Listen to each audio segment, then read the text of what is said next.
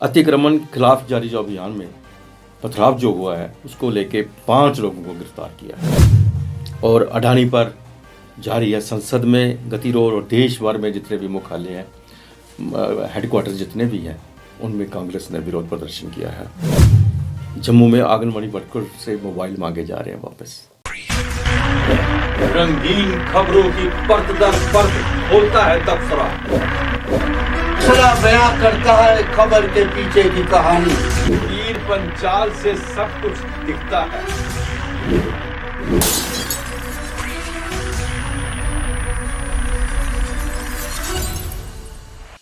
नमस्कार, तबसरा आज दोपहर तक में एक बार फिर आपका स्वागत है और मैं हूं आदर्शपाल गुप्ता और मेरे साथ हैं वरिष्ठ पत्रकार सतीश वर्मा जी। सतीश जी, तो बात करते हैं सबसे पहले जो अतिक्रमण जो जमीनों को लेकर जम्मू कश्मीर के अंदर बहुत बड़ा जिसका एक दबाव पड़ रहा है सबके ऊपर, उसको लेके परसों जम्मू में जब मलिक मार्केट में वहाँ पे जो अतिक्रमण को हटाने के लिए गए तो वहाँ पे पथराव शुरू हो गया और पथराव में कुछ पुलिस वाले जख्मी भी हुए, लाठीचार्ज हुआ और पूरी शाम तक देर रात तक पूरे जम्मू का जो ट्रैफिक जाम रहा और उसको लेके पुलिस ने कार्रवाई की और 5 जो हैं व्यक्तियों को गिरफ्तार किया है वहाँ से। नहीं, आप बिल्कुल ठीक कह रहे हैं। देखिए, वो दरअसल वो जो स्क्वाड गया था जेसीबी यानी बुलडोजर लेकर, वो एमजी मोटर के लिए ले गया था। जो जानकारियाँ छन के आ रही है, एमजी मोटर भी उसमें शामिल है जिसको अरेस्ट किया गया है कि शायद उन्होंने प्रोवोक किया लोगों को कि शायद तुम्हारा कल को मकान पे असर आएगा। तो उसको लेकर वहाँ देखते देखते भीड़ बन गई। पहले गर्मा गर्मी हुई, फिर पत्थरबाजी हुई, अर्शु गैस छोड़े गए, लाठीचार्ज हुआ। जम्मू में इस तरह का पहली बार दृश्य देखा गया कि इस तरह पत्थरबाजी और जैसे कश्मीर में हम देखा करते थे विजुअल में। हम समझते हैं कि देखिए, ये कहीं ना कहीं बात फिर वही आती है कि लोकल लेवल पे कोई इंटेलिजेंस फेलियर भी रहा। इतने बड़े आदमी पे हाथ डाल रहे हो, ये भी देखना चाहिए था कहीं ये आदमी लोगों को प्रवोक तो नहीं कर रहा सिस्टम के खिलाफ। और अचानक तो लोग आ नहीं जाएंगे, घर बैठे हैं एकदम सारे सड़कों पे आ जाए। तो मैं समझता हूँ चूँकि ये आदमी इन्फ्लुएंशियल है, पैसे वाला है और जो लोग पकड़े गए हैं, जो जानकारी मिल रही है उसमें वो भी शामिल है। बात केवल यहाँ तक नहीं है, बात ये है कि इस प्रकार का संदेश जा रहा है कि शायद सिलेक्टिव चीज़ें हो रही हैं। जम्मू में कोर्ट के फैसले, हाई कोर्ट के फैसले हैं कुछ लोगों के खिलाफ, वो भी इन्फ्लुएंशियल लोग हैं, एक पार्टी विशेष से जुड़े हैं। लोग कह रहे हैं कि आखिर उस ओर क्यों नहीं ये पीला पंजा जाता, उधर क्यों नहीं रेस दिखाता। लेकिन एक बात मैं आज देख रहा था, आम आदमी पार्टी के जो मुख्य प्रवक्ता जगदीप सिंह की, वो शेख अब्दुल्ला के वक्त की बात का जिक्र कर रहे थे, किस तरह उन्होंने जो बड़े जागीरदार थे उनको, जो काश्तकारों को ज़मीनें बांटी गई। जम्मू कश्मीर में तो बहुत से लोगों ने अपने नाम करवा लिया मुटेशन, लेकिन जम्मू में लोग नहीं करवा पाए। कोई ऐसी भी ज़मीन जम्मू में थी जिनके ऊपर सरकारी ज़मीन का ठप्पा अभी तक लगा रहा और उनको खाली कराने की बात है। हम एक बात जरूर देखते हैं इसमें, अगर हम धीरता गंभीरता विश्लेषण करें। देखिए, हम शुरू में कई बार हमने कहा अपने प्रोग्राम में कि गवर्नर साहब ने डे 1 से कहा कि हम जिनके मकान हैं और जिनके यानी कुछ मरले के अंदर हम उनको नहीं छेड़ेंगे।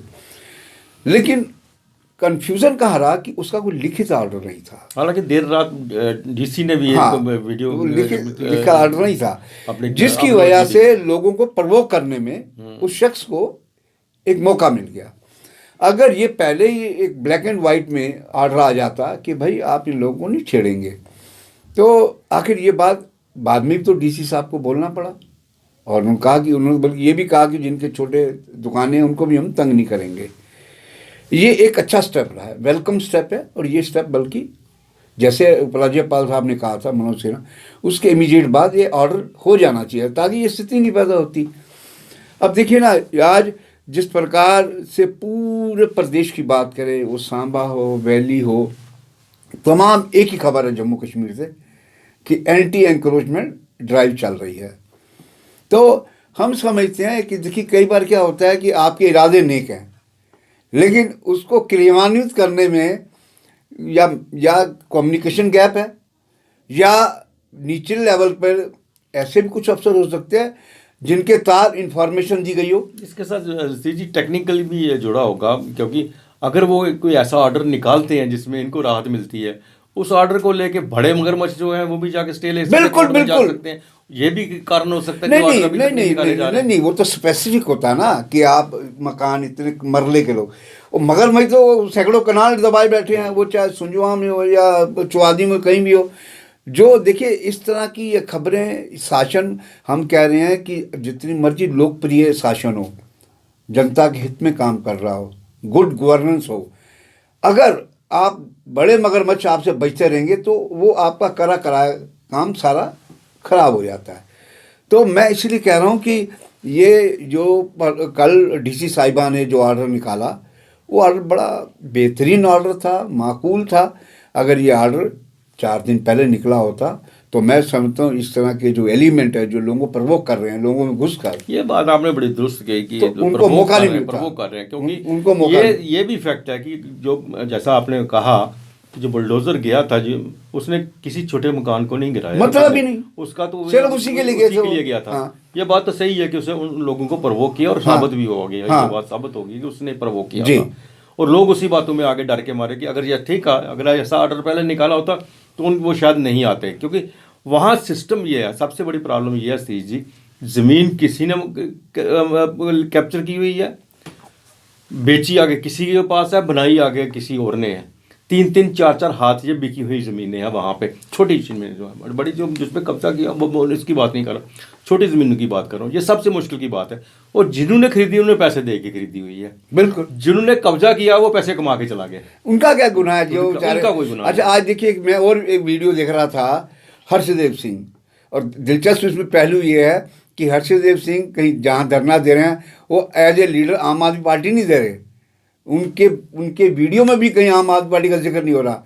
एक व्यक्तिगत लेवल पे वो राय निवास के बाद धरना दे रहे हैं, पुलिस वाला आ रहे हैं, धक्का मुक्की करके उन्हें उसमें डाल रहे हैं।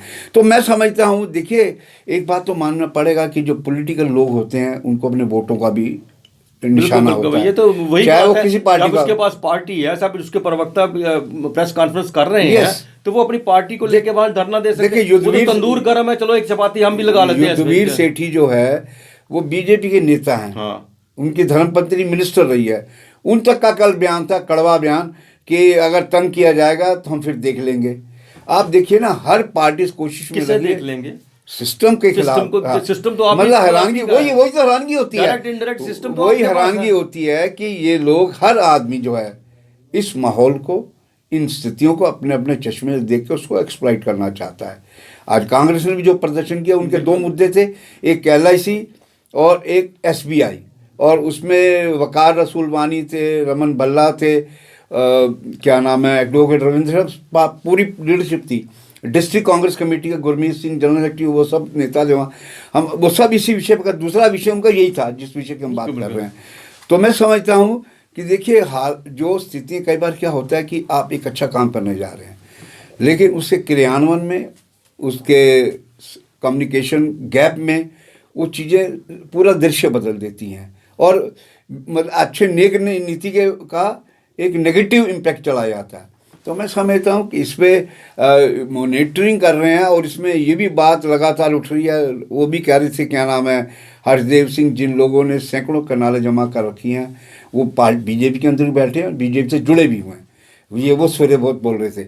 और मैं समझता हूँ कि उपराज्यपाल साहब को चाहिए, इस तरह की जो आवाज़ें उठती हैं उनको दबाने के लिए ज़रूरी है कि वो, उनको ये मैसेज ना जाए कि सिलेक्टिव हो रहा है, बल्कि जो गुनहगार है, चाहे वो आम आदमी है या खास आदमी है, उन सब के खिलाफ इस प्रकार की मुहिम जारी रही। उसी तरह अडानी पर जारी है, संसद में जो गतिरोध हो रहा है उस मुद्दे और बहुत ज़्यादा है, और कांग्रेस ने, जैसे आपने पहले भी कहा कि पूरे हेडक्वार्टर, जितने डिस्ट्रिक्ट हेडक्वार्टर, कांग्रेस कमेटी के जिला प्रदर्शन में सभी जगह प्रदर्शन हो रहा है। अडानी को लेकर संसद में बहस नहीं हो रही किसी बात की, लेकिन इसके साथ साथ ये बैंक जो है, जम्मू कश्मीर बैंक, उसने कहा है कि कोई घबराने की बात नहीं, हमसे 400 करोड़ रुपए इन्होंने कर्जा लिया था, जिसमें इसका वो प्रोजेक्ट चल रहा है, लेकिन उसके प्रोजेक्ट से हमें जो है अब 250 करोड़ रह गया है, बाकी तो उन्होंने जो है अब सारा का सारा कर्जा चुका दिया है, तो घबराने की ज़रूरत नहीं है। देखिए, लेकिन पूरे हिंदुस्तान में इस वक्त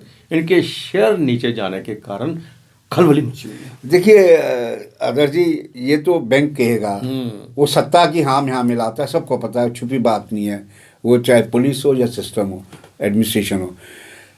इसी तरह बयान एसबीआई ने भी दिया है, वो एलआईसी की तरफ से आया है। ये कोई अनूठा बयान नहीं है जेएनके बैंक के। सवाल ये उठ रहा है कि आखिर उसके अंदर शेयर कौन किन लोगों के हैं, हम लोगों के पीड़ित कौन होगा? कल को अगर डूबेगा तो आम आदमी डूबेगा ना। तो आज भी देखिए, सबसे दिलचस्प बात ये हुई है कि एक बिजली का बड़ा प्रोजेक्ट था, उत्तर प्रदेश गवर्नमेंट, योगी सरकार, बीजेपी नेतृत्व वाली है, उन्होंने भी वो कैंसिल कर दिया अडानी का। शेयर तो आप जिक्र कर ही रहे हैं, शेयर आज भी गिर रहे हैं, धड़ाधड़ गिर रहे हैं। सवाल ये उठ रहा है, लोग कह रहे हैं कि सरकार, जब पूर्ववर्ती सरकारों में, चाहे वो राजीव गांधी की सरकार रही, किसी की, नरसिम्हा की सरकार रही, इवन वाजपेयी साहब की सरकार रही, हर सरकार में जेपीसी बैठी है, कभी बड़ा मुद्दा बना है। आखिर जेपीसी क्यों नहीं बैठाई जा रही? जेपीसी बैठा दें, दूध का दूध पानी का पानी हो जाएगा। ये जो रोज गतिरोध है संसद के अंदर, कम से कम इस पर तो विराम लगेगा। बिल्कुल। तो मैं समझता हूँ कि देखिए, इस टाइम बड़ी चीज़ें बड़े पेचीदी तरीके से चल रही हैं। और उसमें वो फैज़ अहमद फैज़ का शेर याद आता है कि हम देखेंगे वो दिन के जिसका वादा था, जो लोहे अजल पे लिखा था, ताज उछाले जाएंगे, तख्त गिराए जाएंगे, हम देखेंगे। देखिए, कई बार चीज़ें, हालांकि ये नज़म लिखी गई थी ज़ियालू हुकूमत के खिलाफ पाकिस्तान में 79 में फैज़ साहब ने लिखी थी, और इसको गाया था 86 में इकबाल बानो ने। कहते हैं जब गाया था तो काले कपड़े डालने पर जिया ने प्रतिबंध लगा दिया था, हज़ारों लोग थे स्टेडियम में। तो मैं समझता हूँ, देखिए, हुकूमतें आती जाती हैं, ब्यूरोक्रेसी किसी टाइप की हो, उनको ये देखना चाहिए कि लोक कल्याण होना चाहिए अल्टीमेटली। और मैं कहता हूँ कि जिन लोगों ने, हम फिर कह रहे हैं, उन्होंने पहले भी कहा पीएम में, जो लोग, जो गरीब गुरबा लोग हैं, जिनके मकान हैं, छोटी दुकानें, आजीविका हमारे, उनको पेनल्टी लगा दीजिए ना। आप उनसे कहिए, सर्कल रेट तय करिए इलाका वाइज, उनसे कह भाई आप पैसा दीजिए और अपने नाम कराइए, झंझट एक बार सबके लिए, सब टाइम के लिए खत्म हो जाए। ये सही काम जी। श्री जी, आंगनबाड़ी वर्कर्स के ऊपर हर दिन नई नई मुसीबतें आ रही हैं। एक तो उनको तनख्वाह नहीं मिल रही, उनके काम से बंद पड़े, धरने पे बैठे हुए हैं बहुत देर से। अब इनसे जो है, उनके जो मोबाइल दिए होते हैं उनको, वो वापस मांग रहे हैं। 5,000 रुपये जमा कराओ, मोबाइल वापस करो। तनख्वाह नहीं देनी है उन्होंने, यहाँ तक कि उस मोबाइल को रिचार्ज के लिए भी कोई पैसा नहीं दिया, वो भी उन सबने जेब से खर्च किया हुआ है। लेकिन अब उनके मोबाइल जो है वो मांगे जा रहे हैं। देखिए, इसी को कहते हैं कि लठ तंत्र के सिस्टम। आप कम से कम, वो इतने दिनों से हम लगातार पीपीपी लाइन, केवल आंगनबाड़ी नहीं, रहबरे खेल हो, रहबरे तालीम हो, जितने लोग, इवन माइग्रेंट, हम सब विषयों को लेकर लगातार, चूँकि हम पीपीपी लाइन हर उस शख्स के साथ है जो अपनी वाजिब मांगों को लेकर आंदोलित है। आज ये पीड़ा से पीछे कर रही, प्रश्न कर रही थी महिलाएं जो हैं, बड़ी तकलीफ होती है कि एक तरफ उनको जो केंद्र का जो शेयर आता है वो भी नहीं मिला उनके मुताबिक, हम नहीं कह रहे, और जो आपने देना था वो भी नहीं दिया, और उल्टा कह रहे हैं कि एचआर जो कंसर्न है वो कह रहे हैं अपने मोबाइल जमा कराइए। अब उनका कहना ये है कि अगर हम मोबाइल जमा करा देंगे, सब कुछ करा देंगे, फिर और साइन करके आ जाएंगे, तो फिर हमारी आप फरियाद कहाँ से सुनेंगे? इनका भी अपना पक्ष दम रखता है। तो हम समझते हैं कि जो सिस्टम है, उपराज्यपाल साहब की, हम लगातार इस बात को लेके बात करते हैं कि वो एक पॉलिटिकल फिगर हैं और उन वो चीज़ें और दायरे से बाहर जाकर, ब्यूरोक्रेसी से बाहर दायरे जाकर सोचते हैं। तो मैं समझता हूँ ये जिस तरह ये आंगनबाड़ी वर्कर हैं, ओवर एज भी हो गई हैं, ये तो बड़ा छोटा मसला महसूस नहीं, ये वो तो है नहीं है कि माइग्रेंटों को पाकिस्तान में गलत मैसेज आ गया, इनको बैठ के किसी कोई मिड वे निकाल के इनका रास्ता निकालना चाहिए। ये था तबसरा आज दोपहर तक का। बाकी खबरों के लिए आप देखते रहें पीपी न्यूज़ लाइन। नमस्कार।